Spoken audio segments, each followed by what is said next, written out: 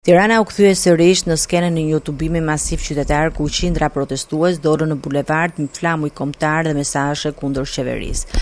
Marshimi nisi me grumbullimin e qytetarëve dhe vijoi drejt godinës së kryeministrisë, aty ku u mbajtën edhe fjalimet e organizatorëve. Pjesë e protestës ishin qytetarë të moshave dhe profesioneve të ndryshme. Të rinj, student, pensionistë, familjarë, aktivistë dhe përfaqësues të diasporës u bashkuan thirrjes për ndryshim, duke konsideruar këtë lëvizje si një reagim ndaj zhvillimeve politike në vend. Nga podiumi përpara kryeministrisë, organizatorët përsëritën kërkesën e tyre kryesore, ku në fokus mbetet largimi i kryeministrit Edi Rama. Krahas kësaj, protestuesit kërkojnë krijimin e një qeverie teknike, ndryshime në kuadrin ligjor dhe kushtetues, si dhe reforma që sipas tyre do të garantojnë zgjedhje të lira dhe institucione më funksionale. Gjatë tubimit u përcollën mesazhe për vazhdimin e rezistencës qytetare, ndërsa organizatorët deklaruan se protestat do të vijojnë deri në realizimin e objektivit të Në përfundim të marshimit, ato u bën thirrje qytetarëve që të vazhdojnë pjesëmarrëse në protestat e ardhshme, duke theksuar se lëvizja do të mbetet aktive përsa kohë kërkesat e tyre nuk marrin përgjigje.